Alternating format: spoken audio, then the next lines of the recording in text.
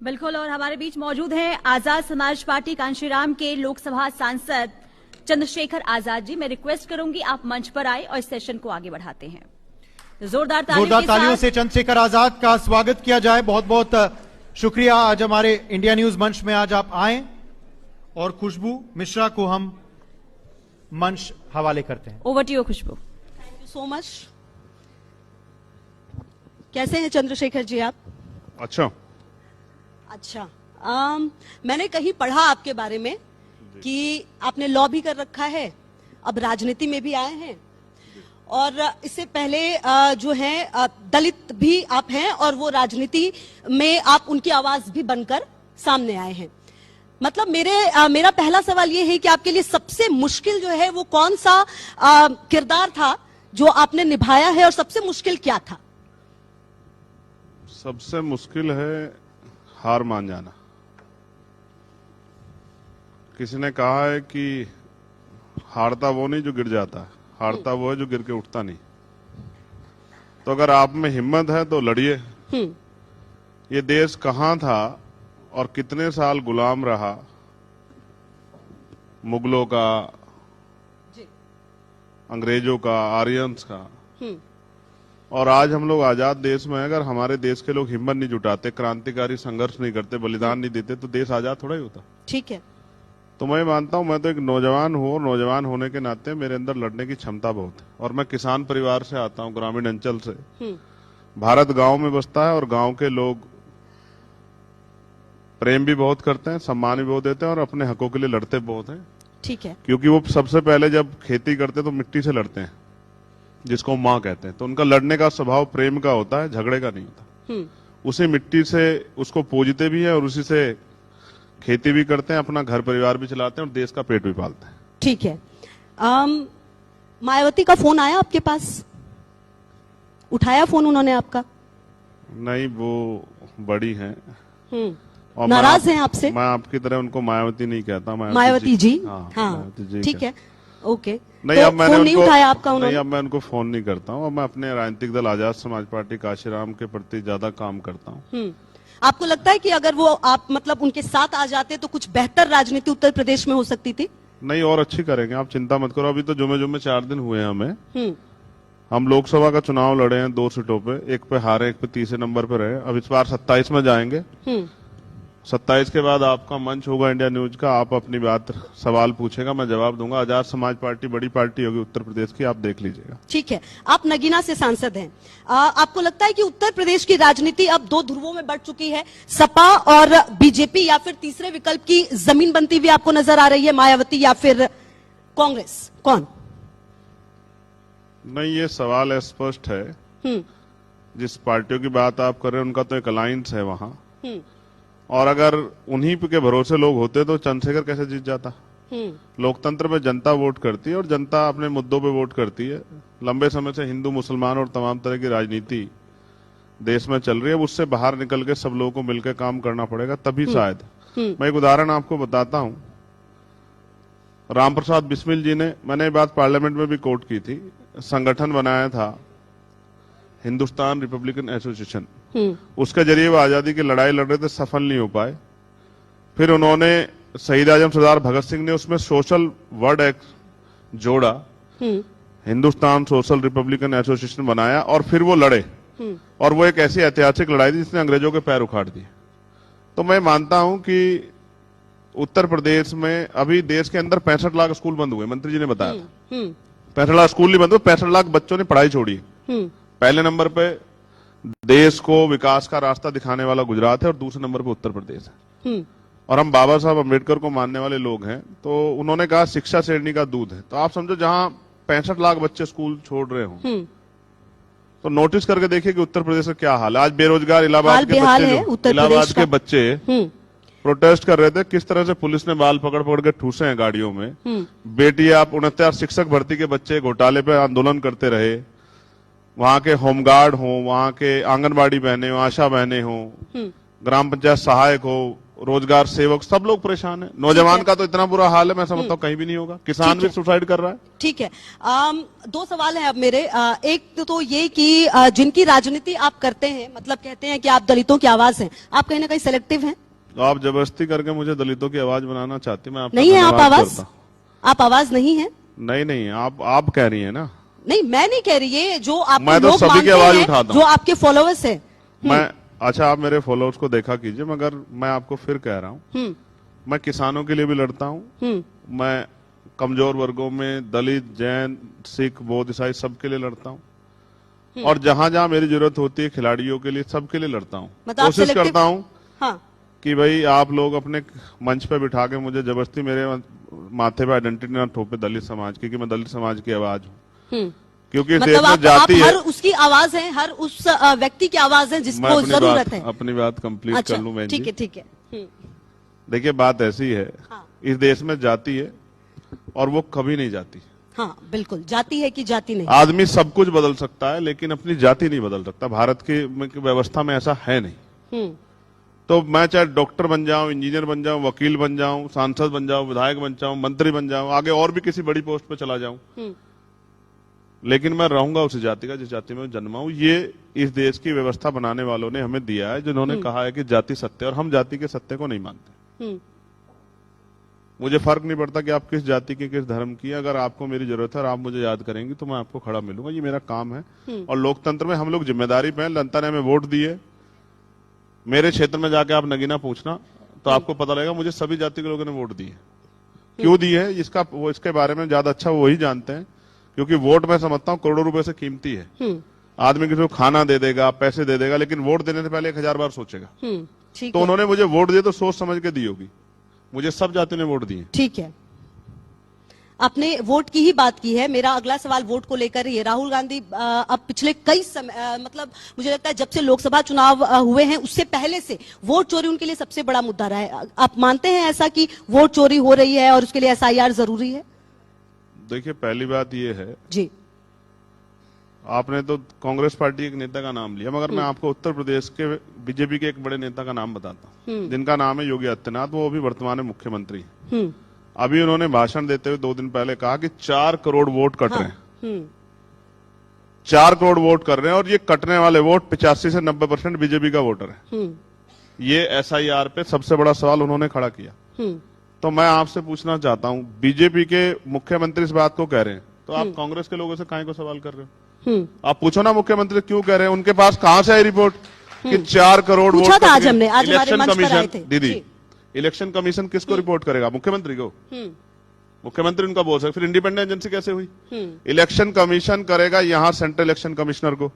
तो फिर मुख्यमंत्री को कैसे पता लगा 4 करोड़ वोट कट गए? और वोट कटने वालों के नाम और जाति धर्म आपके पास कैसे आ गया? वो किसको वोट देते, इसका डेटा कहां से आपके पास आ गया? आप कह रहे हैं कि जहां 10,000 से कम अंतर से आ रहे हैं, मेरी नजर है, तो आप वोट कटवाना चाहते हैं। सरकारी एजेंसी, आप देखिए, आप समझिए, लोकल एडमिनिस्ट्रेशन स्टेट के अंडर है, तो वो जो कहेंगे वो करेंगे।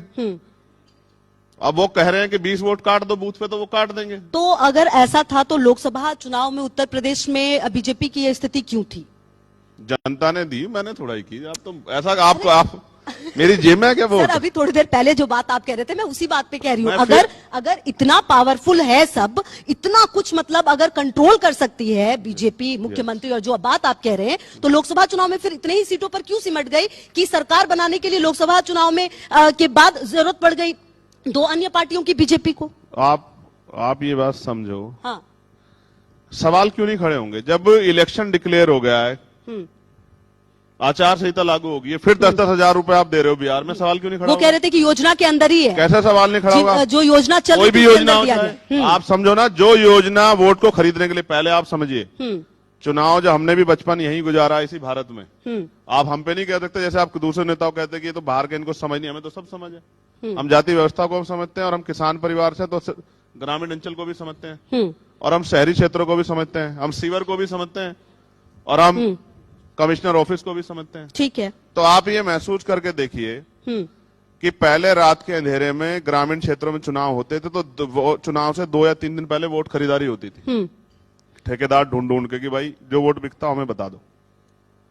अब दिन के उजाले में होती है और डिजिटल रूप से होती है कि 10,000 रुपए लो वोट दे दो, 10,000 रुपए लो वोट दे दो। अभी बीजेपी के एक मंत्री कह रहे थे कि जिन बहनों को 10,000 रुपए मिल रहे हैं उनको मुख्यमंत्री का सम्मान करना चाहिए।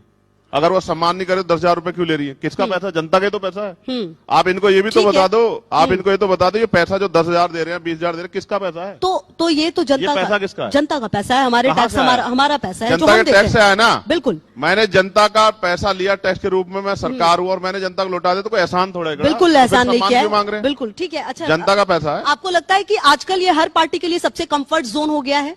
तमाम पार्टियां ये करने लगी हैं अपने अपने कंफर्ट के हिसाब से। महाराष्ट्र है तो वहां पर सारी पार्टियों ने ऐलान कर दिया कि हम महिलाओं को खाते में इतने पैसे देंगे। क्या ये सचमुच महिलाओं को आत्मनिर्भर बनाता नहीं, है? मैं कोई पार्टी कर आप रही इसको हूँ, डिनाई करते हैं, गलत है चाहे ये? बिल्कुल गलत है। नहीं करना चाहिए। लोकतंत्र में धन तंत्र लगा के पैसों के आधार पे चुनाव लड़ना और पैसों के आधार पे वोट की खरीद फरोख्त करना, ये लोकतंत्र की हत्या है। इसको जो भी कर रहा हो, चाहे वो पक्ष हो या विपक्ष हो आज का, मैं दोनों से असहमत हूं। मतलब, और ये मैं गलत कह रहा हूं ना, आप 10 के भी 50,000 रुपए दो, आप सरकार बन के लागू करा दो, बिहार में लागू करा दो, 50,000 रुपए महीना देंगे, हम तो राजी हैं। ठीक हम कहा ना कर रहे हैं। ठीक है। लेकिन चुनाव से 2 महीने 3 महीने पहले आपको पता है 30,000 करोड़ रुपए खर्च किया है।